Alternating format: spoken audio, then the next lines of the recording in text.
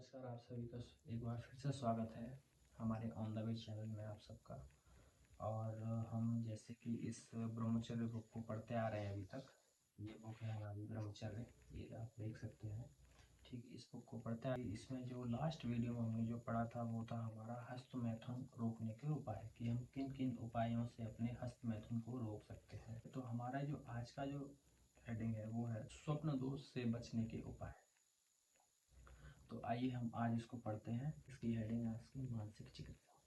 मनुष्य का मन चित्र खींचने वाले कैमरे के समान है। जो भी दृश्य आंखों के सामने आता है उसका चित्र खींच जाता है। जैसी बातें मनुष्य सुनता है, देखता है, मुख से कहता है, ठीक वैसा चित्र उसके मन में अंकित हो जाता है। पूरे दिन में होने वाली क्रियाओं को मन संग्रह करता रहता है और इसका व्यक्ति को पता ही नहीं चलता। जब मन जागृत व स्वप्न अवस्था में कार्य रहित होता है तब उन्हीं संग्रह किए हुए चित्रों को देखता है। पूरे दिन यदि अच्छे कार्य और विचारों में डूबे रहे तो स्वप्न अच्छे आते हैं, और यदि गंदे विचार करते रहे तो स्वप्न भी गंदे आते हैं। जागते हुए मुख से कहा हुआ या कानों से सुना हुआ एक अश्लील शब्द भी अनेक गंदे स्वप्न उत्पन्न कर सकता है।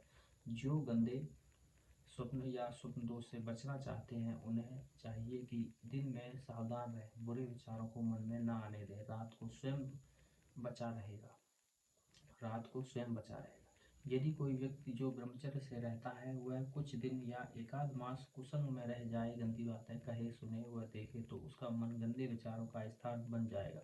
मन व शरीर में गर्मी पैदा होगी। गंदे विचार उसके सारे शरीर को मत डालेंगे। जो वीर सारे शरीर में रमा हुआ था जिसका बाहर निकलना असंभव था, वह गंदे विचारों की उष्णता से अनायास ही शरीर से बाहर निकलने लगता है।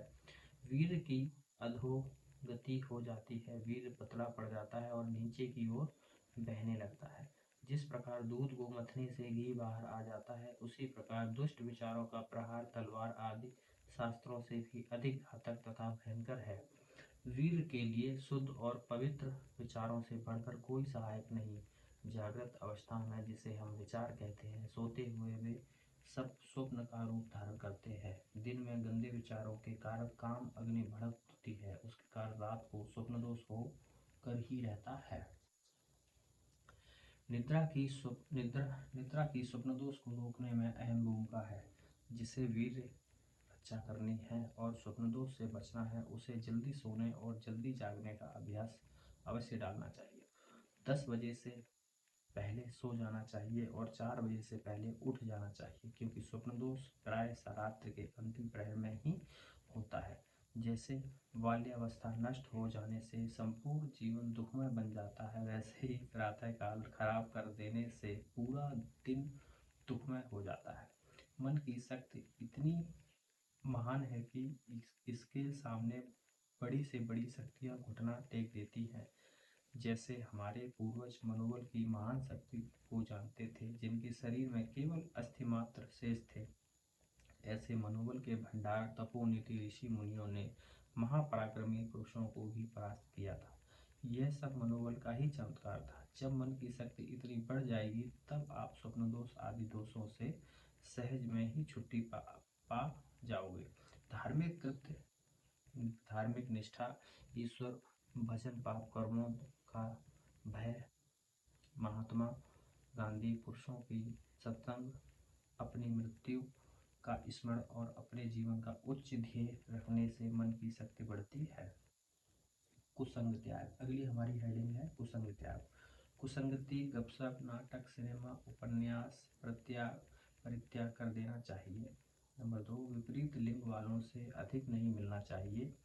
यदि व्यवहार के लिए मिलना पड़े तो भगवत भाव या पवित्र भाव रखना चाहिए। नंबर 3, स्कूल, कॉलेज एवं किसी अन्य जगह गंदे मित्रों का संग नहीं करना चाहिए जो आपको भी गंदे मार्ग के लिए प्रेरित करता हो। नंबर 4, मोबाइल या अन्य भोग विलासिता के उपकरणों का त्याग करना चाहिए। नंबर 5, किसी भी प्राणी को मैथुन करते हुए नहीं देखना चाहिए। श्रीमद् भगवत में अजामिल का चरित्र आता है कि कैसे उनका एक शूद्र का वेश्या के साथ क्रीड़ा देखकर पतन हो गया था। काम वासना को बढ़ाने वाली वस्तुओं को न देखें, न कहें, न स्मरण करें। कई बार परिवार के किसी नाटक के संबंधी या घर में भी नौकर आदि से कुसंग हो जाता है, इसलिए इस बात से बिल्कुल सावधान रहें और बच्चों को भी सावधान रखें। ज़्यादा किसी से घनिष्ठ संबंध ना रखें। वायु चिकित्सा। प्रत्येक प्राणी के लिए कोई वस्तु अत्यंत आवश्यक है तो वह है वायु। इसके बिना जीवन ही नहीं है। अधिकतर लोग ऐसे हैं जो हवा के विषय में जरा भी ज्ञान नहीं रखते। इसी अज्ञानता के कारण विविध प्रकार के रोगों की सृष्टि हो रही है। श्वासोच्छ्वास की प्रक्रिया से रक्त की शुद्धि और उसका परिचालन होता है। स्वप्नदोष से ग्रसित व्यक्ति को हमेशा खुली हवा में रहना चाहिए। रहने के मकान में बहुत ही सारी खिड़कियां रखनी चाहिए। सोते समय किसी भी बंद मकान में हवा के मार्गों को रोककर नहीं सोना चाहिए। हवा को अच्छी तरह से समझ कर उसका उपयोग करने से मनुष्य को कोई रोग नहीं हो सकता। स्वप्नदोष के रोगियों को नित्य वायु स्नान करना चाहिए। वायु स्नान मतलब एक प्राकृतिक पारंपरिक स्वास्थ्य पद्धति है जिसमें व्यक्ति अपने शरीर को खुली हवा में कुछ समय तक रखता है ताकि ताज़ी हवा और शुद्ध वायु का सीधा संपर्क त्वचा व शरीर से हो सके। सिर्फ 3 महीने के वायु स्नान से स्वप्नदोष होना रुक जाता है। वायु स्नान इस प्रकार करना चाहिए। गांव से बहुत दूर जंगल में ऐसे स्थान में जाओ जो एकदम निर्जन हो, जहाँ शुद्ध हवा अच्छी तरह बहती हो। वहां जाकर अपने शरीर के सब वस्त्र उतार दें, केवल लंगोट पहनकर रखें। दोनों पैरों को मिलाकर और हाथों को फैलाकर खड़े हो जाओ। इस क्रिया को नित्य प्रतिदिन आधे घंटे करना चाहिए। अवश्य ही स्वप्न दोष दूर हो जाएगा। यदि जंगल में जाना असुविधाजनक लगे या असंभव हो तो घर में ही वायु स्नान किया जा सकता है। बस इतना ही कि वायु स्नान और विपुल मात्रा में हो। वायु शुद्ध और विपुल मात्रा में हो। इस चिकित्सा को करने वाले अधिकांश नंगे शरीर रहना चाहिए। वायु स्नान के बाद जल स्नान नहीं करना चाहिए। यदि प्रातःकाल वायु स्नान किया हो तो सायंकाल को जल स्नान शीतल जल से करना चाहिए। सांस नाक से ही लेना और छोड़ना चाहिए, मुख से नहीं। यह बात भूलना नहीं चाहिए। अब आता है हमारा जल चिकित्सा। वायु की तरह जल भी मनुष्य के शरीर में अत्यंत आवश्यक है। हालांकि जल के बिना जीवन संभव नहीं है, फिर भी इनके गुणों की तरफ हमारा ध्यान बहुत ही कम जाता है। स्वास्थ्य को ठीक रखने के लिए जिस प्रकार शुद्ध वायु की जरूरत है, उसी तरह शुद्ध जल की भी आवश्यकता है। पृथ्वी के भीतर जल के बड़े बड़े स्रोत बहते रहते हैं। उस स्रोत से जल कुएं और बावलियों में आता है। यह बहने वाला जल विविध रासायनिक पदार्थों को छूते हुए और अपने साथ बहाते हुए इधर से उधर बहता रहता है। इस जल को हम पृथ्वी से खोदकर प्राप्त करते हैं। वह जल वहीं पर था, ऐसा मान लेना भूल है। इधर उधर बहने के कारण वह जल औषध रूप बन जाता है। यह बात ध्यान रखनी चाहिए कि यह शुद्ध जल जो हम कुएं या बावलियों में से पीते हैं, वह डॉक्टरों, हकीमों, वैद्यों की महंगी औषधियों से अधिक मूल्यवान और गुणप्रद है। जो स्वप्नदोष की बीमारी से पीड़ित है उसे शुद्ध, सुस्वादु, स्वच्छ, निर्मल और शीतल जल का ही उपयोग में लाना चाहिए। यदि जल में कुछ कूड़ा कचरा नजर आए तो उसे उबाल कर फिर ठंडा करने के बाद उसे पीना चाहिए। 15-20 सेर जल में उबलते वक्त यदि चने के बराबर सफ़ेद फिटकरी डाल दी जाए तो जल का मल जल्द दूर हो जाएगा।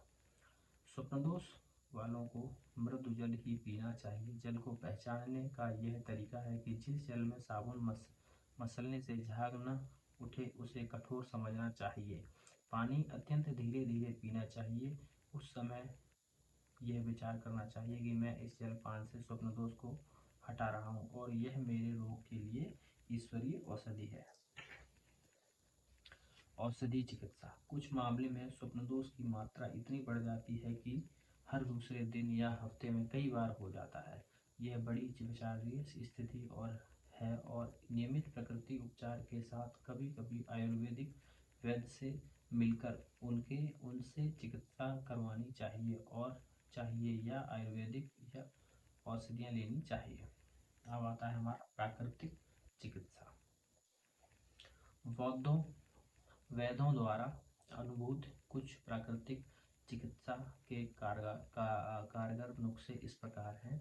नंबर 1, शतावरी और विरादरी कंद दोनों बराबर लेकर उनमें खरहट्टी के रस की साथ भावना देकर छोटी गोलियां बना लें और रोज सुबह शाम एक एक गोली आधे से दो गो दूध के साथ लें, मतलब गाय के दूध के साथ लें। स्वप्न दोष में अवश्य लाभ होगा। नंबर 2 मसा कबाब। मसा कबाब, मात्रा की इकाई चीनी का चूर्ण शहद के साथ नित्य सोते समय कम से कम 21 दिन सेवन करें, इससे स्वप्न दोष जाता रहता है।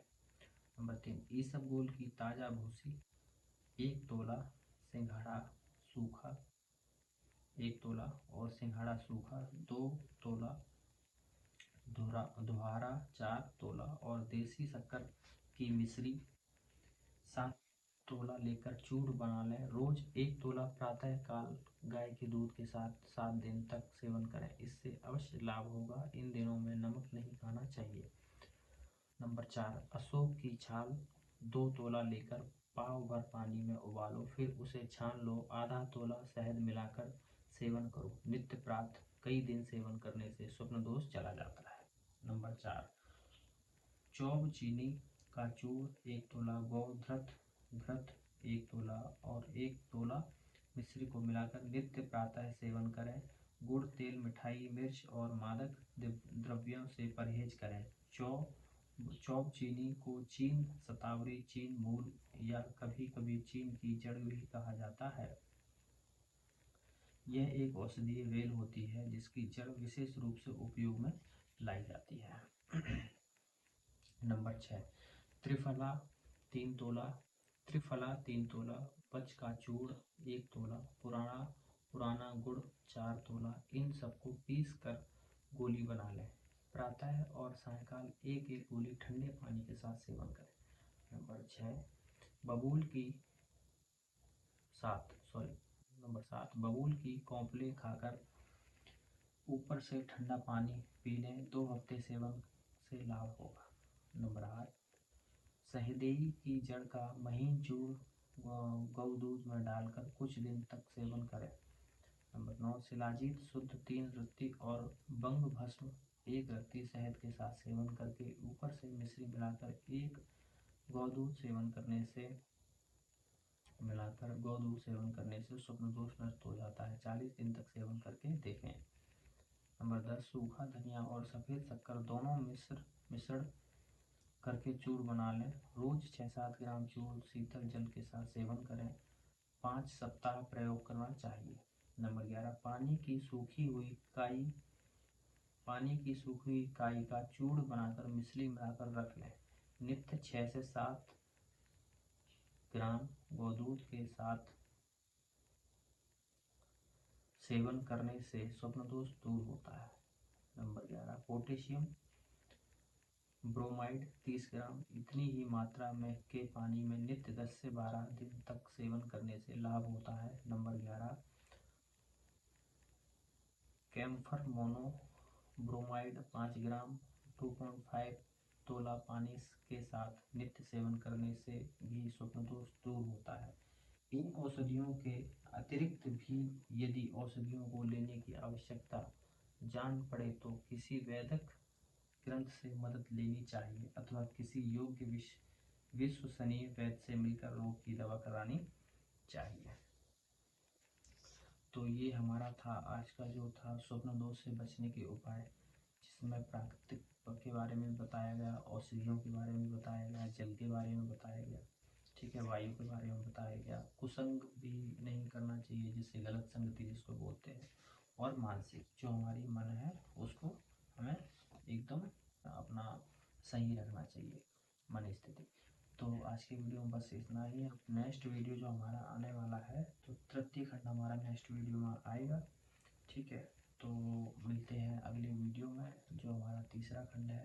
तब तक के लिए बहुत बहुत धन्यवाद।